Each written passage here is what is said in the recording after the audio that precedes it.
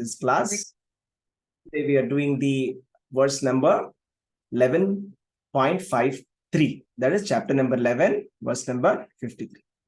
So let's just see that. Yeah.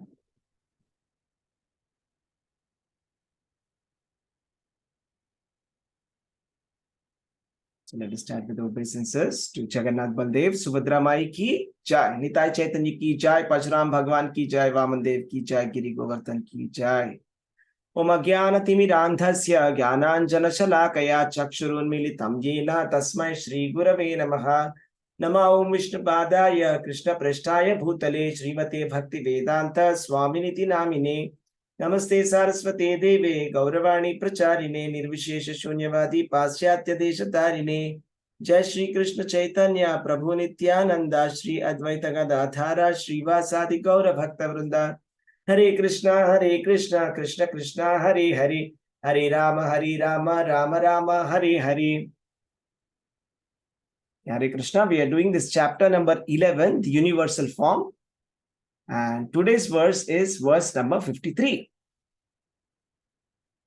Naham vedairna tapasa nadani nacha chejaya shakya evam vido drashtum drashtavan asimam yatha.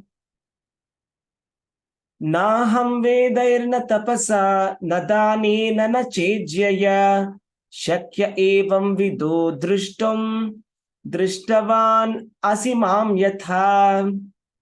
The form you are seeing with your transcendental eyes cannot be understood simply by studying the Vedas, nor by undergoing serious penances, nor by charity, nor by worship.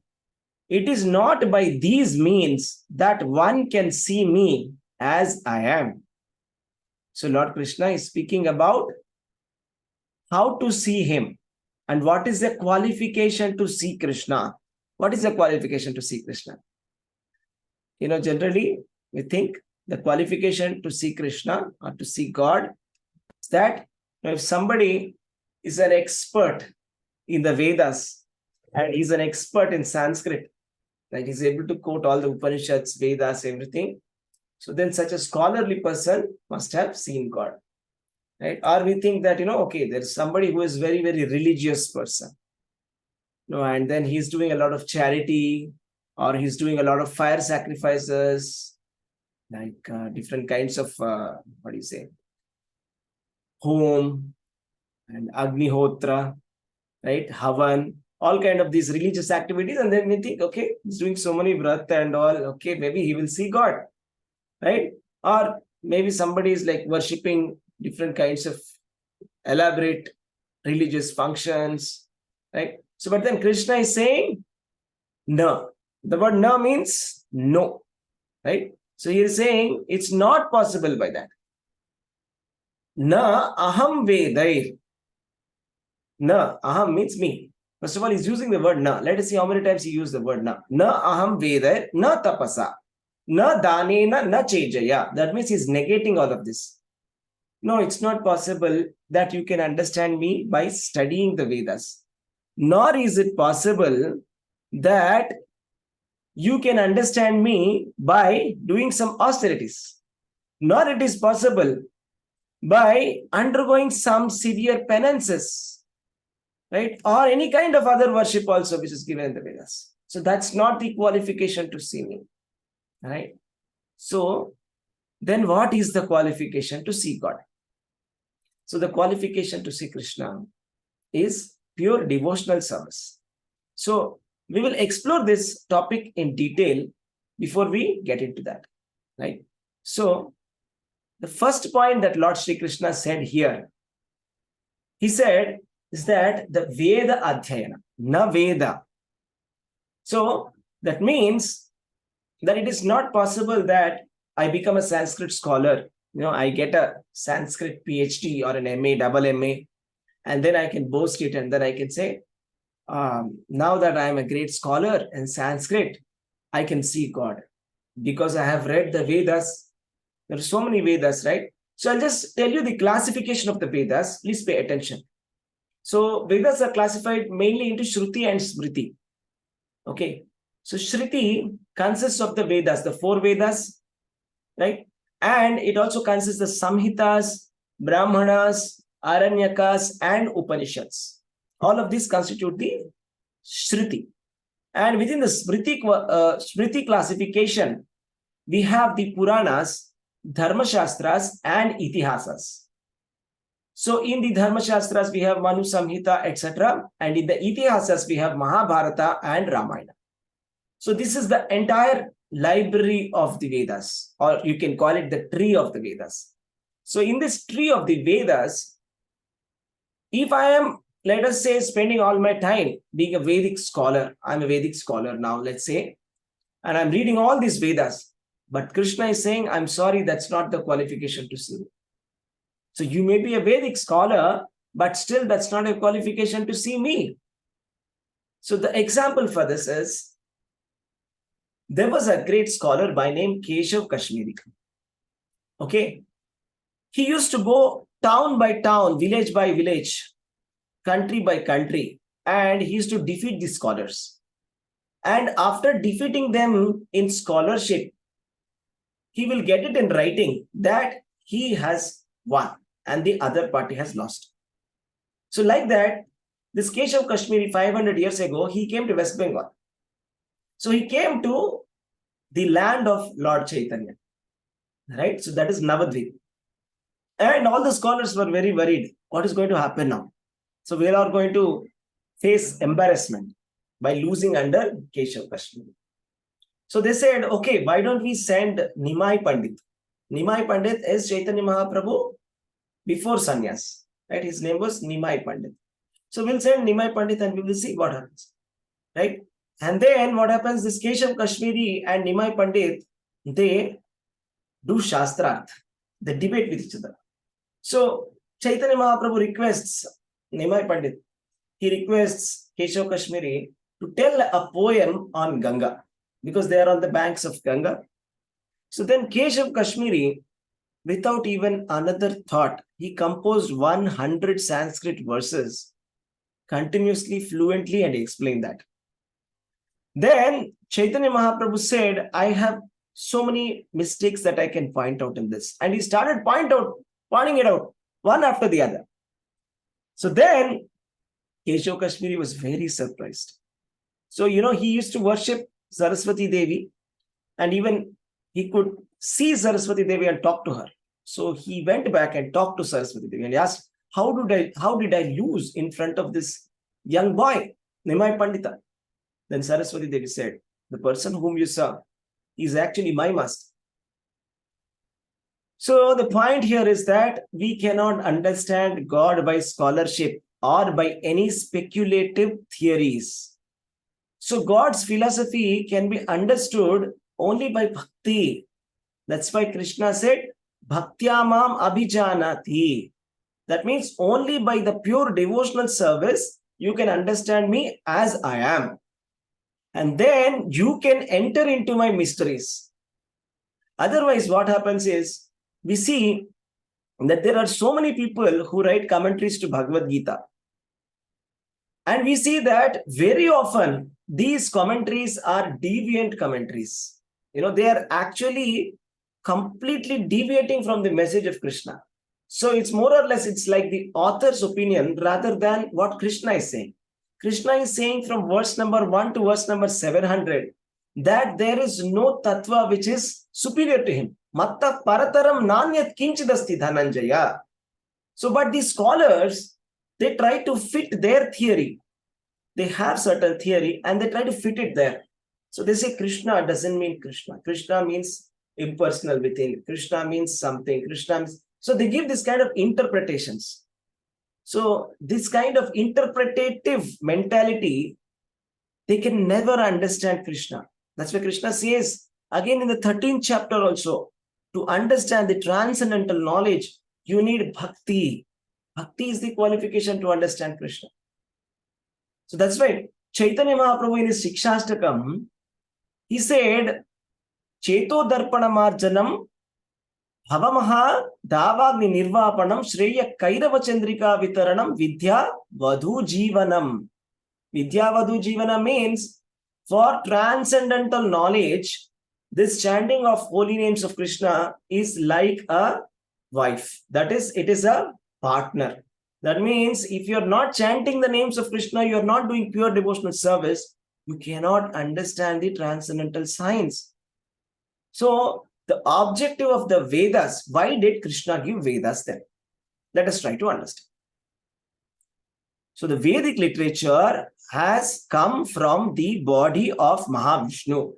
And the purpose of the Vedas being transmitted by Lord Krishna to Lord Brahma to the human society is that the humans are using the fire sacrifices and all the rules that are given in the Vedas for uplifting us materially and spiritually.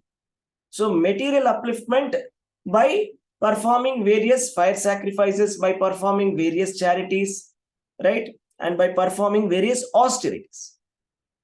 So, that is material upliftment. The transcendental upliftment by performing devotional service, by understanding this transcendental knowledge of the soul and the super soul, to understand about God, to understand about our relationship, and go back to God. So while the purpose is twofold, that let them be happy in this world also, let them be happy in the next world also, the main purpose is to go back to God. So while Karmakanda is the majority of the Vedas, which is talking about fruitive activities. Fruitive activities means doing pious activities so that I get some pious birth. This is not the essence of the Vedas.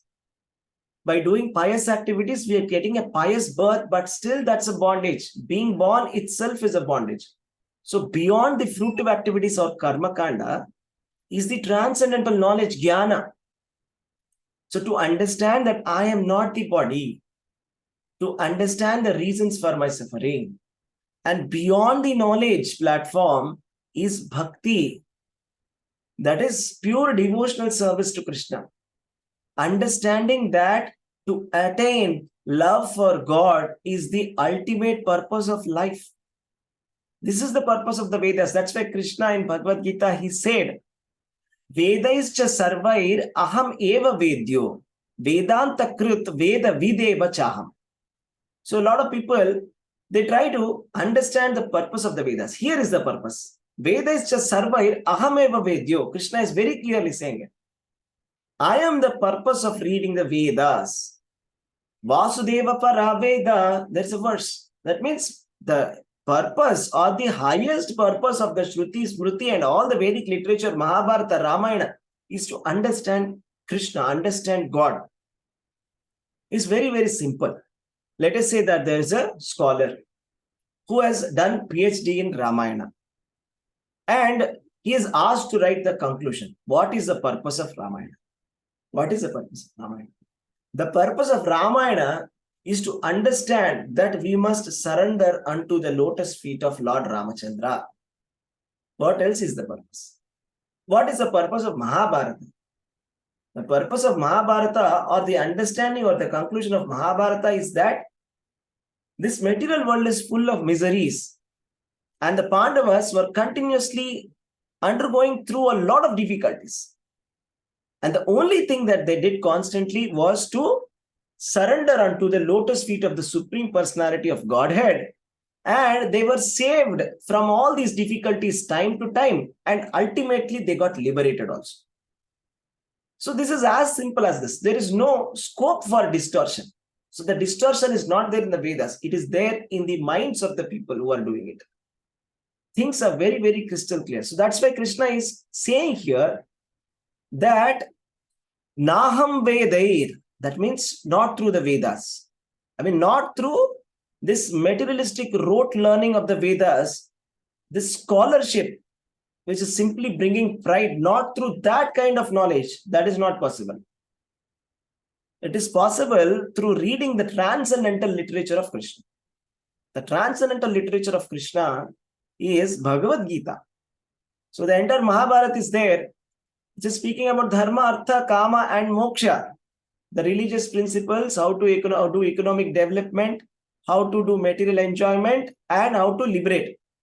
Beyond this, four purusharthas is bhakti, pure devotional service. Correct? So, the purpose of achieving this pure devotional service, Krishna says, Brahma Bhuta Prasannatma Nashochati Nakanchati. And Samasarveshu Bhuteshu Madbhaktim Labate Param.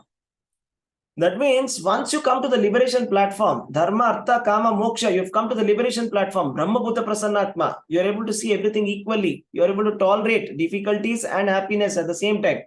All the duality you're able to tolerate. Liberated. Next what? Is that the final? No, it's not final. Krishna is saying, Samat Sarveshu Bhuteshu Madbhaktim Labhate Param. Means at the stage of liberation, you will get pure devotional service. That means liberation is the first step.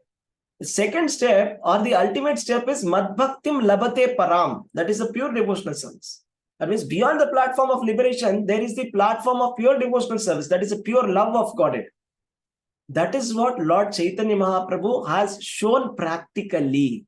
He practically showed that what are the symptoms of love of Godhead. And he practically showed this process. The chanting of the holy names, the congregational chanting of the holy names of Krishna called as Sankirtana. Hare Krishna, Krishna Krishna, Hare Hare, Hare Rama, Rama Rama, Hare Hare. Simply by performing this chanting, one can liberate himself from this material world. Not by reading any kind of Vedic literature and getting very confused at the end. What is the purpose of life? People are not able to understand. Then what is the use of such kind of reading? The reading should be in a proper way. That is why we must read Prabhupada books. Because Prabhupada is writing from Bhagavad Gita and the transcendental literature Srimad Bhagavatam. These two are not ordinary Vedic literature. They are Krishna himself. Krishna says that, I am not different from Bhagavad Gita. If you're hearing Bhagavad Gita, it is completely non-different from Krishna. Mahavishnu said to Lakshmi in Padma Purana that I am not different from Bhagavad Gita. And in the Srimad Bhagavatam, it is said that the Srimad Bhagavatam literature is not an ordinary literature. It is not different from Krishna. So it is God himself. Right? The first two cantos of Srimad Bhagavatam are the two lotus feet of Krishna. Like that, each and every canto has been described, 12 cantos. The 10th canto is his lotus face. Right? So that's all described very nice. So what we have to understand, we have to read the transcendental literature. That too with the devotional service mood, not with the mood of scholarship. The next point here, Krishna said is, Na tapasa. Tapasya. So I'll tell you one story. So there was a Brahmacari during the time of Chaitanya Mahaprabhu. Lord Chaitanya Mahaprabhu, he used to go to Srivasangan. Srivasangan is the house of Srivas Thakur. So every day, they used to chant and dance. They used to dance all the night. So there were some days when they used to dance continuously for 3 days, 72 hours, without even taking water or food. So that is the level of ecstasy that Chaitanya Mahaprabhu used to be in when he used to be dancing in the Srivasangan. And that used to be a very private and a confidential kind of a thing that they used to do. So a lot of people used to be interested to see what's going on inside. So naturally, this Brahmacari, he came to Srivas Thakur and he said, my dear sir, please let me in. Let me tell you, I am actually taking only milk. I subsist only on milk. Just like how Shukadeva Goswami is there, he drinks only milk. Like that, I don't eat any solid food. Every day I drink few glasses of milk and that's it. That's my austerity. I've been doing this from many, many years. So I think I'm qualified. Please let me in. So every day he asks like that. So one day Srivas Thakur said, hey, yeah, maybe he's very great. He just drinks milk. Wow. That's wonderful tapasya. I've never seen anybody doing that. I can't even imagine anybody can do that. Okay, let me in. Let me send him inside. So then this Brahmachari came inside and Chaitanya Mahaprabhu started to dance. After a few minutes, Chaitanya Mahaprabhu stopped the dance. He said, I see that there is somebody who is there here who is non-devotional. It is actually disturbing my ecstasy. Who is it? Please come out. Then this Brahmachari comes out. Right? And then Chaitanya Mahaprabhu asks, who has let this person inside? Then Srivas Thakur comes. So he says, Mahaprabhu, I'm sorry, but actually this Brahmachari is a very nice person. He's very pious and he does a lot of tapasya. Just look at his austerity. He drinks only milk. That's why I let him in. And Chaitanya Mahaprabhu said, God cannot be understood by tapasya. He can be understood only by pure devotional service. So therefore, he is not qualified to come here. Then this Brahmachari, while leaving that place, he was thinking inside his mind, what did I do all these years? All these years, I was simply going with mere austerities. Instead of understanding the purpose of the austerity, the purpose of the austerity is to please God. Otherwise, the austerity is same as like that of Hiranyakashipu or like that of any other demon, right, who is worshipping some demigods and getting some material boons. What is the difference?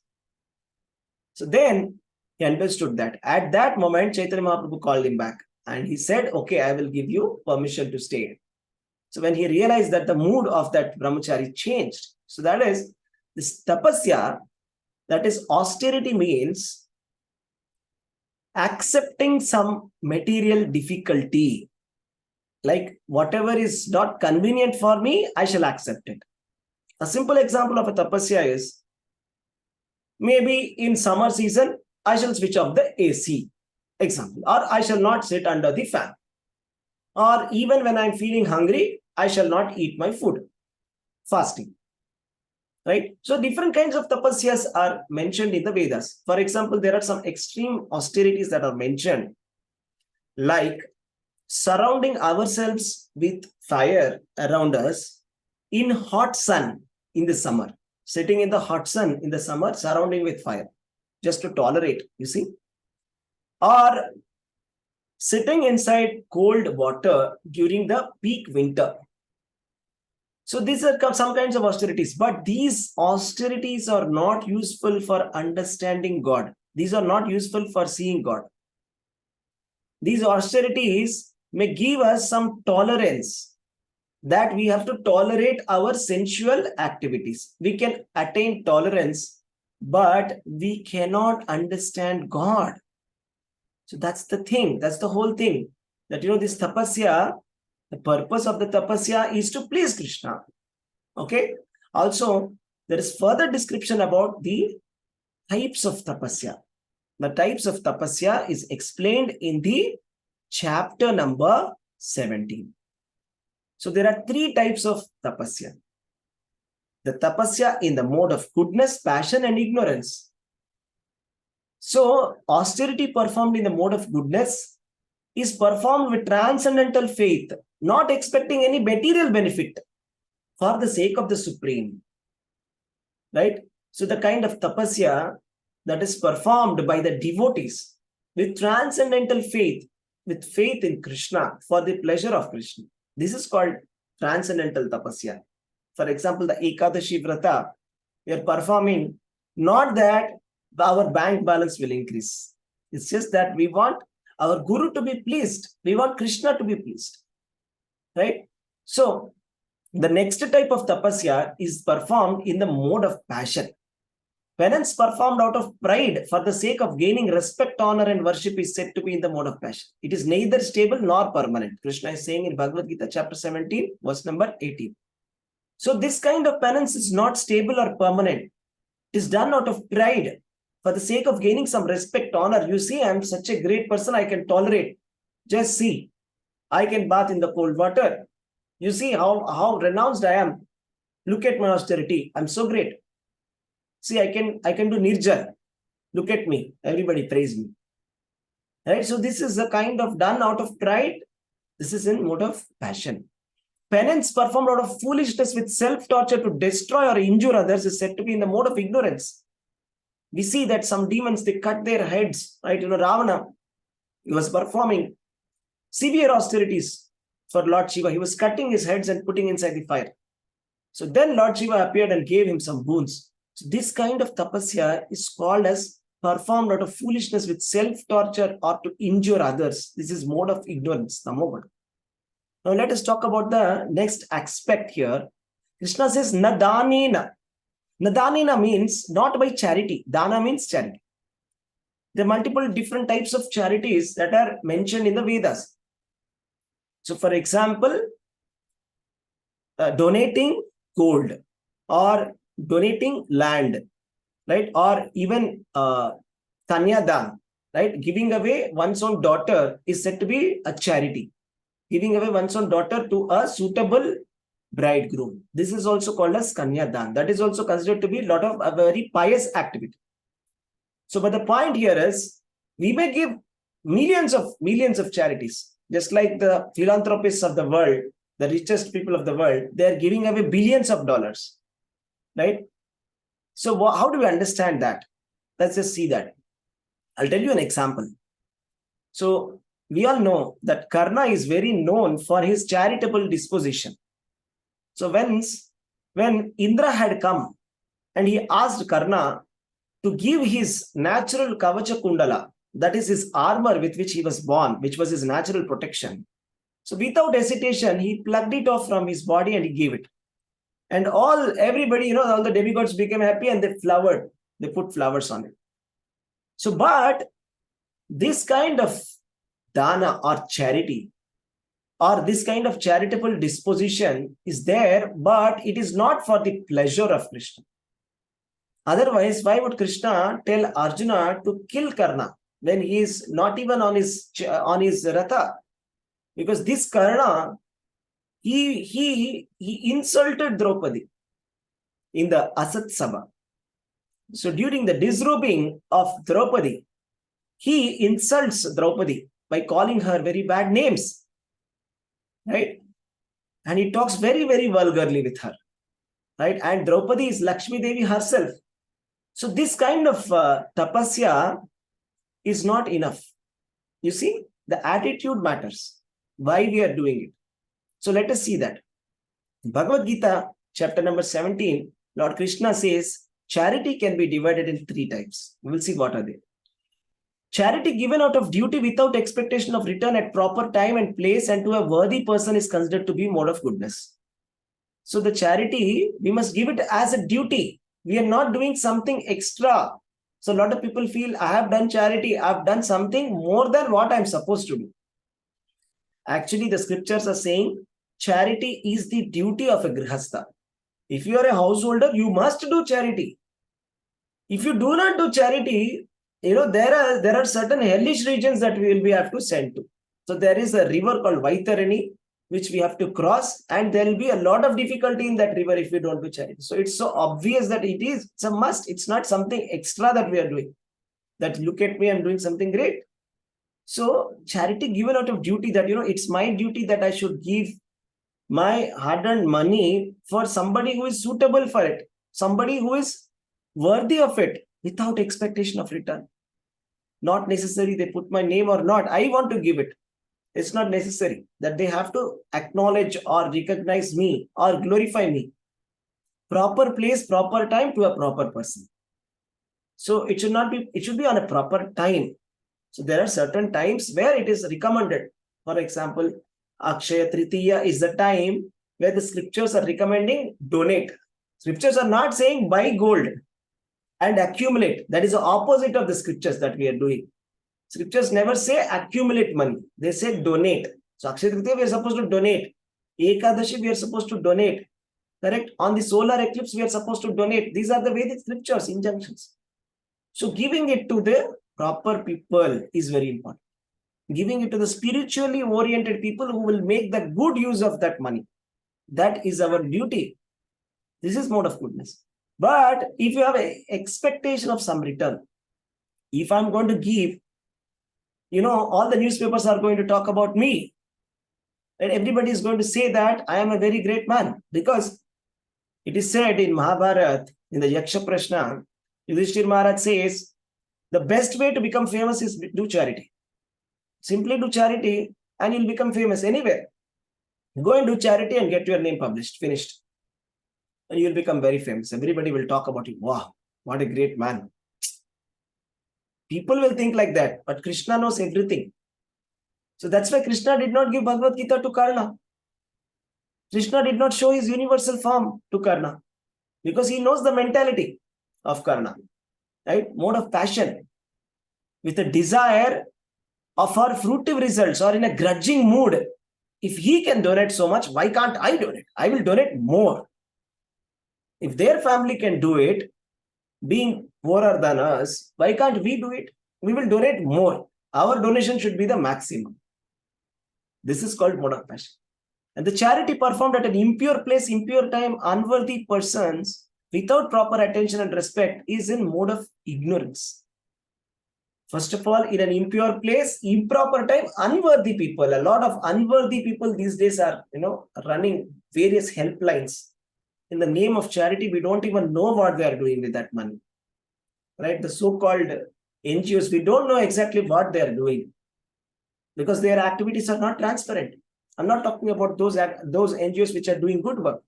I'm talking about those NGOs which are getting banned and which are doing some kind of activities which we cannot trust them because the owners of those NGOs are themselves not trustworthy.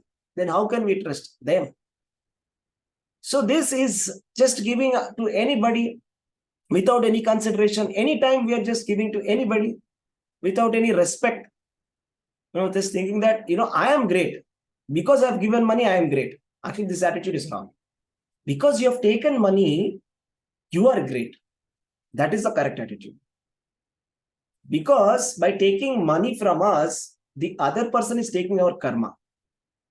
So if we give it to Brahmanas, they are taking our karma. If you give to the Vaishnavas, we are getting transcendental Sukriti. If you give it to the temple, you are getting unlimited Sukriti. So it is that I am gaining million times. I'm not giving something. I'm actually gaining an opportunity to serve Krishna. So thank you for the service. This should be the attitude. That's why by merely giving charity, we cannot understand Krishna. We cannot see Krishna by mere charity.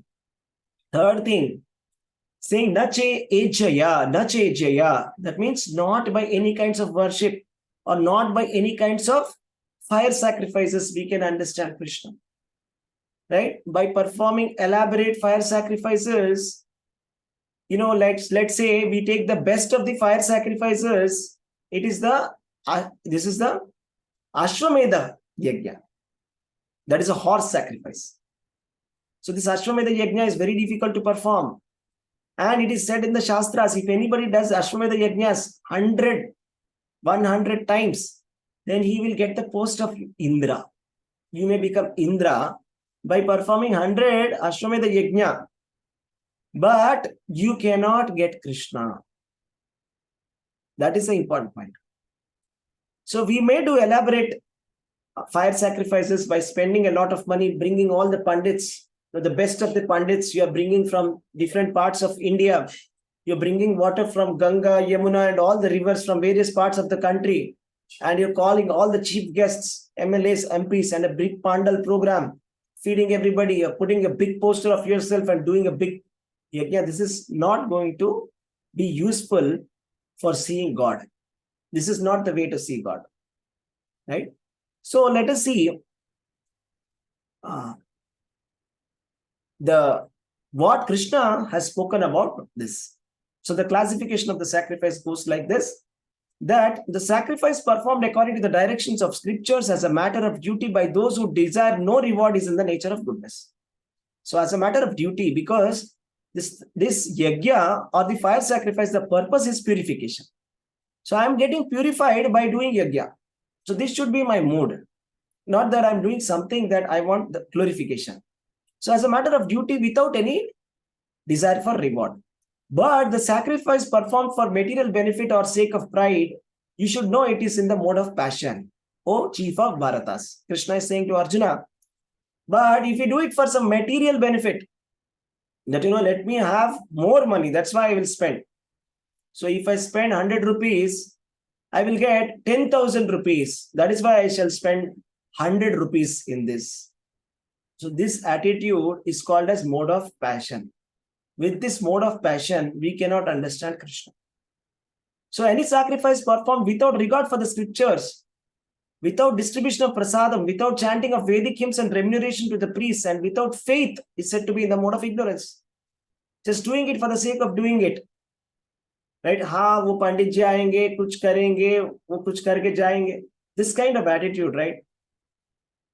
Yeah, they are doing something. I don't know what they do. It doesn't make any sense for me. Neither do I believe in it. I just sit and finish it off. This is called mode of ignorance. So by this mode of ignorance, there is nothing to be gained. Actually, it's only a loss. So Krishna is saying in Bhagavad Gita, anything done as sacrifice, charity, or penance without faith in Supreme is impermanent. It is called asat and is useless both in this life and the next. So without faith, if we are doing the religious activities, going to the Gurukul, becoming a Vedic scholar, reading all the Shastras, right? But not developing any kind of devotional service or love for Krishna or God, it is impermanent and useless. Performing various kinds of elaborate sacrifices, giving millions of dollars or millions of rupees in charity to unworthy people for the sake of glorification without any faith in God. This is impermanent. The result of it is useless. Neither in this life is it useful, nor in the next. Right? But it doesn't mean that we have to give it up. Krishna says, Bhagavad Gita, acts of charity, sacrifice, and penance are not to be given up. They must be performed. Because they purify even the great souls. The purpose is purification.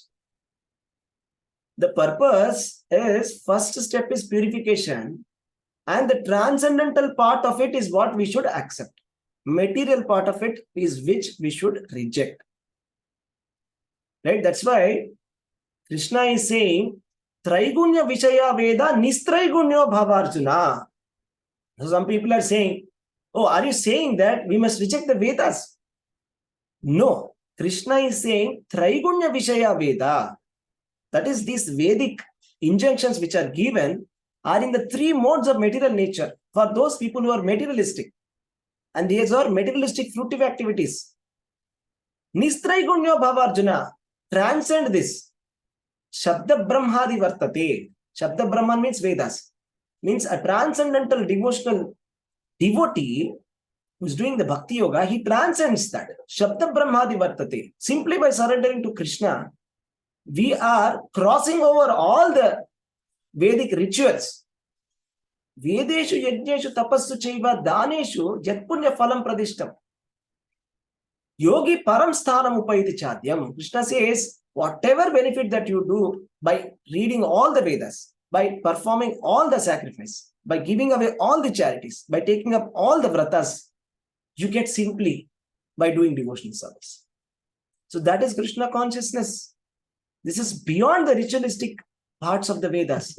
And this is even beyond the knowledge.